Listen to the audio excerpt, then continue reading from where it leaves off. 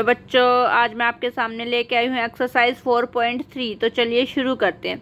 सबसे पहले है name the angle of the following figures. यहाँ पे जितने भी ये फिगर्स में ये ए डी सी और इधर एक और दिख नहीं रहा बच्चे, सॉरी, देखो यहाँ बी, आपको ये दिख रहे हैं, इनका आपको नेम करना बच्चे। सबसे पहले तो आपको इसको सिंपली नेम, ये वाले एंगल होते हैं जहाँ पे भी पॉइंट है ना, यहाँ पे जहाँ पे दो लाइन आपस में मिल रही है, ये सब एंगल्स हैं यहाँ पे। तो आपको इनका नेम करना है। आप तो सिंपली भी angle A, angle D, angle C, angle B ऐसे भी नेम कर सकते हैं। और दो तरीके हैं इसके नेम लिखने के, मैं दिखाती हूँ आपको। एक्सरसाइज 4.3 सबसे पहले मैंने बोल दिया, आपको ऐसे भी लिख सकते हैं, ए बी सी डी लिख दिया। अब बेटा एक तरीका और है, जैसे आप सी के बारे में लिखना चाह रहे हो, एंगल सी को लिखने का एक तरीका है। तो आपको डी और ई, डी और बी, साइड में यहाँ बी है, मैं ऊपर लिख देती हूँ, दिख नहीं रहा ना इधर।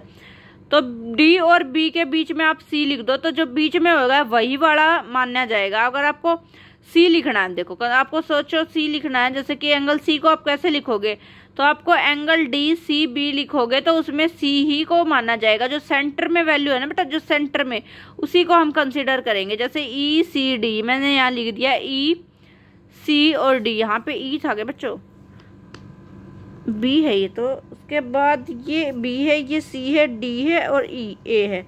इसमें ई तो कहीं नहीं लिख रखा, ये शायद मैंने गलती से बी बना दिया, ई आएगा, ई, ये बी है बेटा, जहाँ पे मैंने ये ई बनाया है ना, बी है ये, ठीक है, ये भी बी है और यहाँ पे भी बी कर लेते हैं, ये बी दिख रहा है मेरे को, ठीक है। अगर ई है तो आप ई कर लेना उसके अकॉर्डिंग, अगर डी है, ई है, बी है तो बी कर लेना, ठीक है। नाम में वो कोई नहीं है, मुझे यहाँ बी लग रहा है तो बी में लिख देती हूँ। ये अगर मैं सी के बारे में लिखना चाहती हूँ तो मैं डी और ई, डी और बी जो इसके साइड वाले हैं उन दोनों को भी लिखूंगी। जैसे कि एंगल के लिए ये निशान बनाते हैं, और उसके बाद बी सी डी, इसमें सी को माना जाएगा, इस सी का नाम हम ऐसे भी लिख सकते हैं। उसके बाद है, अगर मुझे डी का लिखना है, डी कहाँ है ये, तो मैं इसके इधर साइड वाला सी और ये भी लिखूंगी, ए डी सी, इस तरह से लिखूंगी कि बीच में डी आ जाए। आप ऐसे भी लिखोगे ना सी डी ए तो भी गलत नहीं है बच्चे, आप ए डी सी लिखो या सी डी ए, दोनों ही इक्वल हैं। आप बस आपके बीच में जो आपको एंगल लिखना है वो वाला आना चाहिए, सी डी ए। उसके बाद डी भी हो गया, सी भी हो गया। उसके बाद मैं जैसे ए को लिखना चाहती हूँ, तो ए के इधर जोन है और इधर कौन है, तो डी इधर लिखो, बी इधर बीच में है, डी ए बी मैंने लिख दिया, एंगल डी ए बी। उसके बाद मुझे बी को लिखना है, बी के इधर है सी और इधर है ए, तो क्या मैं लिखूंगी, सी बी ए, ठीक है। ए बी सी इधर से स्टार्ट भी कर सकती हूँ, ए बी सी, तो किसी साइड से कर लो। ये ऐसे इतने मतलब ये टाइप्स हैं, इतने टाइप से आप इसको नेमिंग कर सकते हैं, एंगल्स की नेमिंग, ठीक है। उसके बाद बच्चे क्वेश्चन नंबर 2 में मूव ऑन करते हैं। ये क्या लिख रखा है, in the following diagram name the points. आप इस डायग्राम में आपको पॉइंट बताना है। इन द इंटीरियर, इंटीरियर मतलब क्या होता है बच्चे, इंटीरियर का मतलब होता है अंदर की साइड। इंटीरियर का क्या मतलब होता है, अंदर की साइड क्या क्या है, डी ओ ई के। डी ओ ई सबसे पहले आपको देखना है, डी यहाँ, ओ यहाँ है, और ये क्या है, ई होगा नहीं है भाई, पता नहीं बच्चों ने इतनी बुक फाड़ रखी है, ये ई ही है। तो डी ओ ई, डी ओ ई के अंदर क्या है, इसके अंदर क्या है, इसके अंदर, इस अंदर वाला एरिया ये होगा, तो इसके अंदर ए पॉइंट है, ए, तो इसका आंसर क्या आ जाएगा, A. In the exterior of E O F, E O F, E O F ढूंढो, ई ओ एफ ये वाला, इसके एक्सटीरियर, एक्सटीरियर का मतलब होता है बेटा बाहर, इससे बाहर जो भी पॉइंट बच रहे हैं वो लिखना है। देखो आप कई बच्चे क्या करेंगे, ई ओ एफ के बाहर सी को समझ लेंगे और सी ही लिख देंगे आंसर में, लेकिन बच्चे हम ये वाले भी इसमें इसी में कंसीडर करेंगे, क्योंकि ये भी तो इसके बाहर ही पड़ते हैं ना, ए पॉइंट डी पॉइंट। कुछ बच्चे सिर्फ ई को, सी को लिख देते हैं और क्वेश्चन गलत कर देते हैं, लेकिन नहीं बच्चे, इसमें इसके बाहर जितने भी हैं सारे पॉइंट कंसीडर होंगे। ई ओ एफ के बाहर है, सी भी है आपका, डी भी है, ए भी है, तो ए डी सी तीनों को हम लिखेंगे। उसके बाद है ऑन ई ओ एफ। अब हमें ऑन का मतलब होता है ऊपर, उसी पॉइंट पर ऑन का मतलब क्या होता है, पर।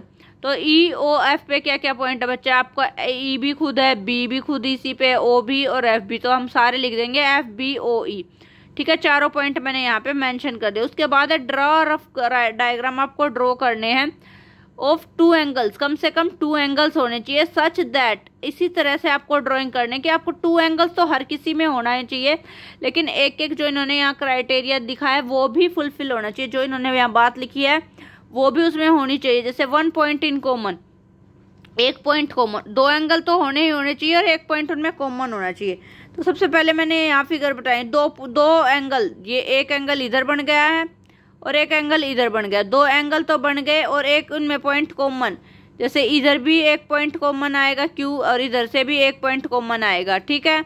या फिर ये पॉइंट, तो इसीलिए या एक पॉइंट ये कॉमन लगा लो, इधर वाले में भी ये O, इधर से भी O आ रहा है, ठीक है, कोई भी एक पॉइंट कॉमन है। तो ये मेरा क्राइटेरिया यहाँ फिलफुल हो गया कि दो एंगल भी बन गए और एक पॉइंट कॉमन भी आ गया। इनके आप नाम कुछ भी लिख सकते हो, PQR ABCDF, जो आपका मन करे। मैंने PQR लिख दिया। और ऐसे नहीं बेटा इसी शेप में बनाने जरूरी है, आपको ऐसे सीधे करके इधर तीनों खींचनी है, किसी भी शेप में आप कर सकते हो। मैंने आपको एग्जाम्पल के तौर पे इसको समझाया है, ठीक है। उसके बाद है 2 एंगल तो होने चाहिए। आपकी बार कह रहा है 2 पॉइंट इन कॉमन, कम से कम 2 पॉइंट कॉमन होना चाहिए। इसी के लिए भी बेटा यही सेम डायग्राम वर्क कर सकता है। देखो 2 एंगल तो इसमें है ही, अब कह रहा है 2 पॉइंट सेम होना चाहिए। अब देखो O को कंसिडर करेंगे तो इन दोनों में एक पॉइंट सेम हो गया, O दोनों में, जैसे POQ में भी O आ गया और QOR में भी। ये तो पहली के लिए भी ये फुलफिल हो गया और दूसरी के लिए भी ये फुलफिल हो रहा है, क्योंकि 2 एंगल तो बन गए और 2 पॉइंट कॉमन हो सकते हैं इसमें। POQ, OQ सेम होगा और दूसरी वाली में OQR, अगेन OQ सेम हो रहे हैं, 2 पॉइंट यहाँ सेम हो रहे हैं। पहले हम अगर इसको खाली O को कंसिडर में लेंगे तो पहला वाला फुलफिल हो रहा है, अगर O और दोनों को हम पॉइंट ले तो ये सेकंड वाली का भी आंसर हो रहा है। उसके बाद थर्ड में क्या लिख रखा है, 3 पॉइंट्स इन कॉमन। अब की बार कह रहा है तो कम से कम 3 पॉइंट कॉमन होने चाहिए। तो इसी को हमें थोड़ा सा और आगे, देखो एंगल तो 2 बन ही रहे हैं, एक इधर एक इधर, तो इजी सा है। एंगल तो बार बार आपको ऐसे 2 बनाने ही बनाने हैं।